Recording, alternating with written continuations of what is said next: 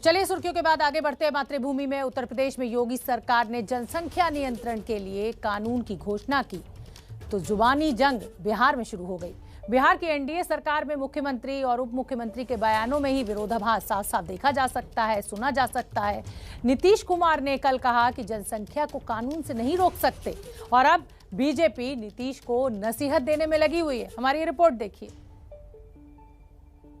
जनसंख्या नियंत्रण के लिए अगर आप सिर्फ कानून बना करके कोई उसका उपाय करेंगे, ये सभी ठीक से संभव नहीं है। महिलाएं पूरे तौर पर पढ़ी रहेंगी तो इतनी जागृति आती है, इतना कॉन्शसनेस होता है कि अपने आप प्रजनन दर घटेगा और इसमें कोई कम्युनिटी का हो, सब पर ही असर पड़ेगा। नीतीश कुमार ने योगी सरकार की जनसंख्या नीति को लेकर सोमवार को ये बयान दिया था।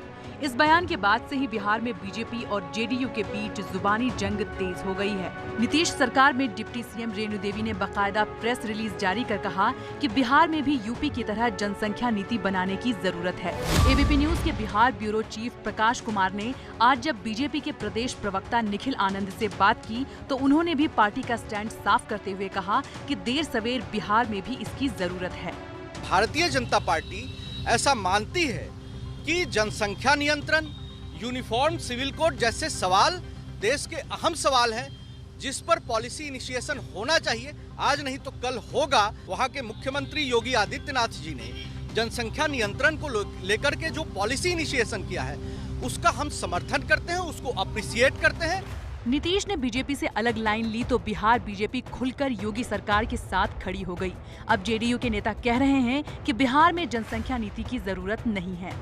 इस संबंध में बिहार ने जो प्रयोग किया है वह बेहतर प्रयोग है और हम समझते हैं कि इसी प्रयोग के बदौलत ही जनसंख्या नियंत्रण आप स्थापित कर सकते हैं। बगैर सामाजिक जन जागरूकता के केवल कानून के बदौलत ये संभव नहीं।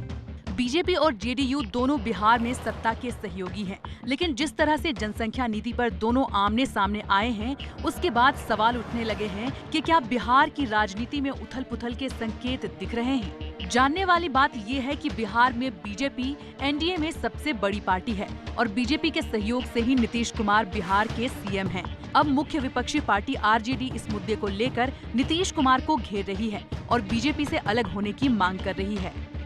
आदरणीय मुख्यमंत्री जी, आप बीजेपी की कृपा से माननीय मुख्यमंत्री की कुर्सी पर हैं। बीजेपी से अलग राय अगर आप रख रहे हैं, आपकी मंशा ठीक है तो कुर्सी छोड़िए, बीजेपी का साथ छोड़िए।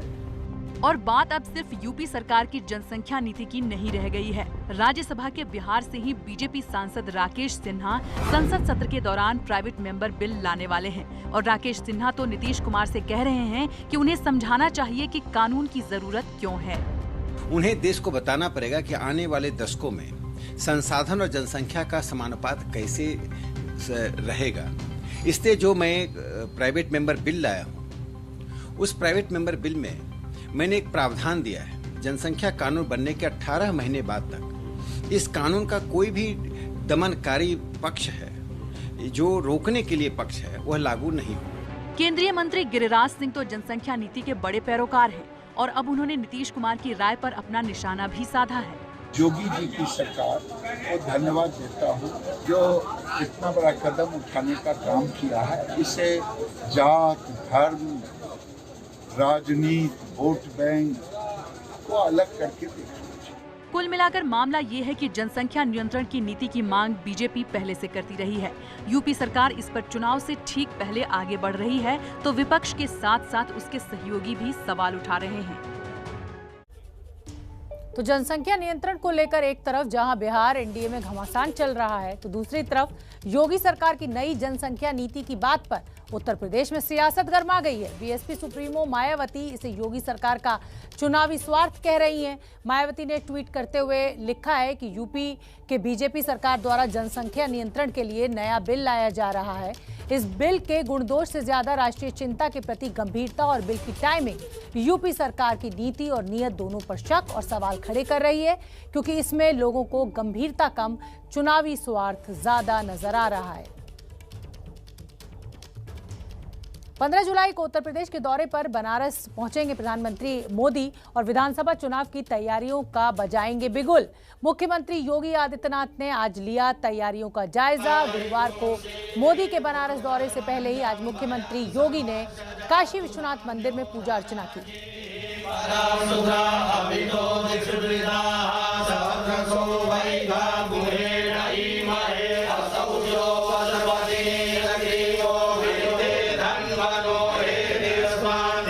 बाबा विश्वनाथ की पूजा अर्चना करते हुए और दूसरी तस्वीर जिसमें मंच का मुआयना करते हुए 8 महीने बाद लगभग प्रधानमंत्री मोदी बनारस पहुंचेंगे। उनका संसदीय क्षेत्र है और विधानसभा चुनाव क्योंकि 7 महीने बाद उत्तर प्रदेश में है, तो एक तरीके से चुनावी बिगुल भी मोदी के द्वारा फूंका जाएगा। तो काशी को प्रधानमंत्री का तोहफा क्या होगा? जापान की मदद से 186 करोड़ में बनी है रुद्राक्ष बिल्डिंग, वो सौंपेंगे। 700 करोड़ की योजनाओं का लोकार्पण होगा मोदी के द्वारा। 850 करोड़ के प्रोजेक्ट्स का भी लोकार्पण करेंगे प्रधानमंत्री मोदी। BHU कैंपस में एक सभा को संबोधित करेंगे। बनारस में करीब 5 घंटे रुकेंगे मोदी। तो काशी विश्वनाथ कॉरिडोर का निरीक्षण भी करेंगे और ये तस्वीरें आप देख सकते हैं मंच का मुआयना करते हुए खुद मुख्यमंत्री योगी आदित्यनाथ। तो चलिए आगे बढ़ते हैं और अगली खबर हिमाचल प्रदेश से, जहां कांगड़ा के बोह इलाके में भारी बारिश से कई घर तबाह हो गए हैं। कई लोग बारिश के बीच फंस गए हैं। उन्हें निकालने के लिए NDRF की टीमें कल रात से ही रेस्क्यू ऑपरेशन में लगी हुई हैं। 2 लोगों की जान चली गई इस बारिश और बाढ़ के चलते हुए। की टीम ग्राउंड जीरो पर पहुंची।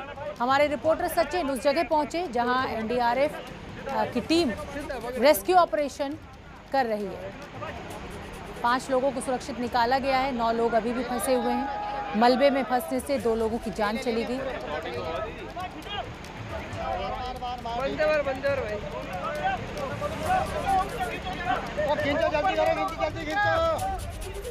कल बला की बारिश जो है हिमाचल के कांगड़ा जिले में हुई है। आप देख सकते हैं यहाँ ये एक वैली है बोह गांव में, जहां कल सुबह तकरीबन 10:30 बजे जो है ये फ्लैश फ्लड्स जो भारी बारिश जो है उसकी वजह से जो आया था। आपको पूरा सीन हम आपको दिखाते हैं। ये ऊपर वैली है, ये ऊपर से जब फ्लैश फ्लड जो भारी बारिश जब पिछले कल हुई थी उसकी वजह से ये सारा एक नदी के रूप में जो है ये सारा नीचे आ गया और यहाँ पे जितने घर थे उन सारे घरों को अपने साथ जो है वो बहा के ले गया। आपको दिखा दें, यहाँ आप घर भी देख सकते हैं जो बहे हुए घर हैं। यहाँ दूसरी तरफ आप देख सकते हैं कि घर किस तरह से टूटे हुए हैं। अभी तक जो सरकार की तरफ से जो बताया जा रहा है उसमें 9 लोग जो हैं अभी भी मिसिंग हैं। 5 लोगों को जो है रेस्क्यू कर लिया गया है। एक जो है डेथ अभी तक यहाँ रिपोर्ट की गई है। हालांकि अभी राहत कार्य चला है। आप देख सकते हैं लोग NDRF के जो जवान हैं वो लगे हुए हैं राहत कार्यों में। पर पिछले कल जो है तबाही का मंजर यहाँ आप इमेजिन कर सकते हैं कि किस तरीके का रहा होगा। रेस्क्यू ऑपरेशन जो है चलाया गया है NDRF की तरफ से। प्रशासनिक अधिकारी भी यहाँ पहुँच गए हैं। पर फिलहाल आप मंजर देख सकते हैं कि किस तरीके का तबाही यहाँ हुई है और 9 लोग अभी तक जो हैं वो लापता हैं और 5 लोगों को जो है वो बचाया जा चुका है और 1 की मौत जो है हो गई है। इस सारे जो ये कुदरती कहर है इसमें इस वक्त हम कांगड़ा जिले के बोह गांव में हैं, जहां पिछले कल फ्लैश फ्लड्स की वजह से जो तबाही हुई है। यहां रेस्क्यू ऑपरेशंस चले हुए हैं। NDRF की टीम्स जो हैं लगी हैं। आपको विजुअल दिखाएंगे हम कि किस तरह से नेशनल डिज़ास्टर रिस्पांस फोर्स के जो जवान हैं यहाँ कोशिश कर रहे हैं। जो एक बच्ची यहाँ ट्रैप है इस मलबे में, उसको रेस्क्यू करने की कोशिश की जा रही है। पिछले कल सुबह तकरीबन 10:30 पर ये फ्लैश फ्लड्स जो हैं, ये वैली है, वैली में जब भारी बारिश हुई तो उसकी वजह से फ्लैश फ्लड्स जो हैं यहाँ आए थे और लोग जो हैं यहाँ ट्रैप हैं, मिसिंग हैं। अभी 9 के करीब जो लोग हैं मिसिंग बताए जा रहे हैं। 5 लोगों को रेस्क्यू भी किया जा चुका है और 1 जो है कैजुअल्टी जो है इसमें बताई जा रही है। बट फिलहाल जो NDRF के जो जवान हैं वो पूरी कोशिश कर रहे हैं कि जो लोग यहाँ ट्रैप्ड हैं, मलबे में फंसे हुए हैं, उनको कोशिश कर रहे हैं कि उनको रेस्क्यू किया जाए कैसे ना कैसे। पिछले कल शाम से ये रेस्क्यू ऑपरेशन जो है शुरू हो गया था। 5 लोग जो हैं ऊपर की तरफ जो हैं वो ट्रैप हैं मलबे में, घरों के बल में, और एक यहाँ जो है बच्ची जो है वो बताई जा रही है, जो यहाँ स्थानीय निवासी जो बता रहे हैं। हमारे साथ कुछ लोकल्स भी यहाँ हैं, उनसे बात करने की भी हम कोशिश करेंगे। जी, आपका नाम क्या है? बलवान सिंह जी। बलवान जी, कैसे हुआ पिछले कल जो ये सारी तबाही हुई है? आपने जरूर ये मंजर देखा होगा। देखो, सुबह कल शाम से परसों से ही रात से बारिश लगी हुई थी और सुबह आते आते बारिश काफ़ी जोर की थी और इस तरफ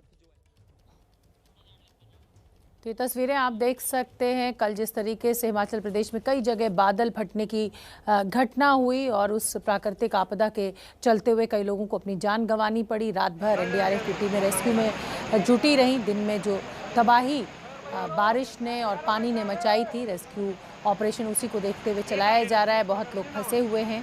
कांगड़ा में बारिश की वजह से लोग फंस गए थे।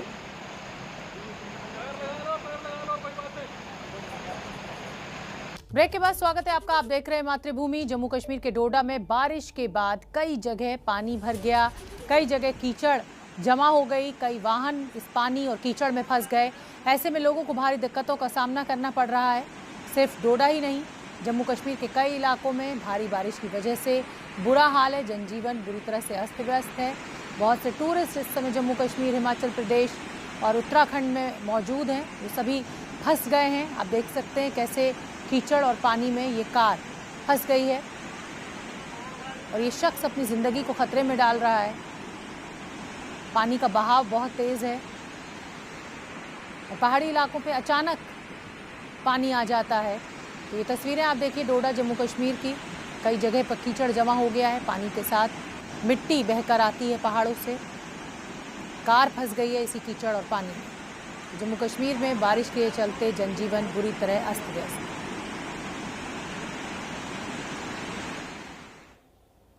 जम्मू कश्मीर के बाद उत्तराखंड की बात कर लेते हैं। यहाँ भी इन दिनों भारी बारिश से जनजीवन बुरी तरह अस्त व्यस्त है। नदी नाले उफान पर हैं और लोग जान हथेली पर रखकर नदी को पार कर रहे हैं। तो तस्वीर देखिए आप।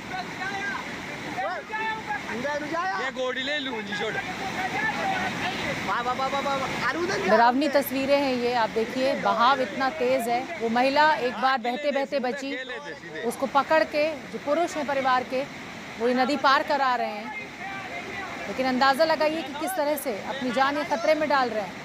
भयानक तस्वीर देहरादून से लगभग 50 किलोमीटर दूर विकासनगर के साहिया के समीप कोठा तालसी छानी से सामने आई है। ये ग्रामीण उफनती अमलावा नदी को जान जोखिम में डालकर पार कर रहे हैं, जहां जरा सी भी अगर चूक हुई तो जान जा सकती है। ये देखिए, जो गुलाबी सूट पहने हुई है महिला, उसका पैर एक बार फिसला है हल्का सा।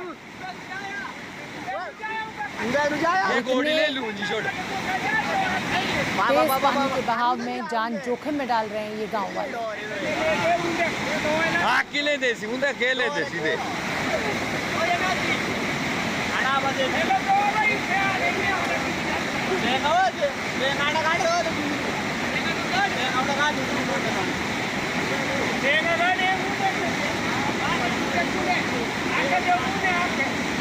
डराने वाली तस्वीरें हैं।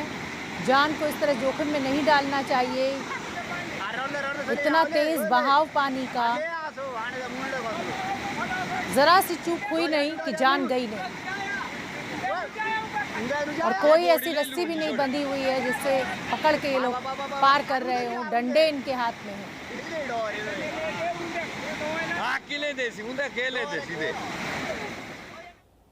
तो उत्तराखंड के बाद अब बात महाराष्ट्र की कर लेते हैं। महाड़ में बारिश के बाद नदी का पानी पुल के ऊपर से बह रहा है। तस्वीरें हम आपको दिखा रहे हैं पुणे की है और पुणे विभाग की बस ये पुल पार करते हुए दिखाई दे रही है। रायगढ़ जिले में पिछले 2 दिनों से ये बारिश हो रही है। मुरूद, श्रीवर्धन, रोहा, मानगांव, महाड़ और कोलादपुर इलाकों में भारी बारिश से कई जगहों पर जल स्तर बढ़ गया है। और इस बीच महाड़ तालुका के विनहरे गांव के रास्ते में आप ये देख रहे हैं, सड़क से पानी बहते समय माय गॉड एक बस फंस गई। बस ड्राइवर कोशिश कर रहा है इस बस को बाहर निकालने की और ये वीडियो वायरल हुआ। पानी की एक बड़ी धारा तो बहता हुआ आप देख सकते हैं। और एसटी जो ड्राइवर है वो अति उत्साह में यात्रियों की मौत की जो संभावना है उसे इनकार नहीं करता है। माय गॉड, चला भारी बारिश के बाद नदियां उफान पर हैं और ये देखिए कितने जान जोखिम में ये बस ड्राइवर जो है वो यात्रियों की डाल रहा है। दिल्ली एनसीआर में मौसम के बदले मिजाज से लोगों ने राहत की सांस ली है। दिल्ली एनसीआर में लोगों को आज बारिश के चलते गर्मी से थोड़ी राहत जरूर मिली। आज सुबह ही जब मौसम में करवट बदली तो दिल्ली में झमाझम बारिश देखने को मिली, तो वहीं नोएडा में भी बारिश के बाद चारों तरफ पानी पानी नजर आने लगा। हालांकि बारिश के चलते गर्मी से राहत जरूर मिली, लेकिन पानी भरने से जगह जगह ट्रैफिक जाम भी देखने को मिला। लोगों के दफ्तर जाने का दिन था, लंबे लंबे जाम में लोग फंसे। लेकिन हाँ, जिस तरीके से उत्तर भारत में तापमान अपने नए रिकॉर्ड बना रहा था, उससे राहत ज़रूर मिली है। तो दिल्ली एनसीआर में आज बारिश के चलते लोगों को गर्मी से राहत मिली है।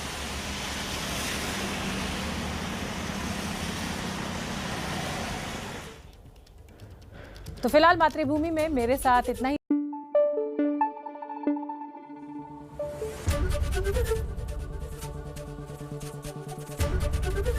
एबीपी न्यूज आपको रखे आगे।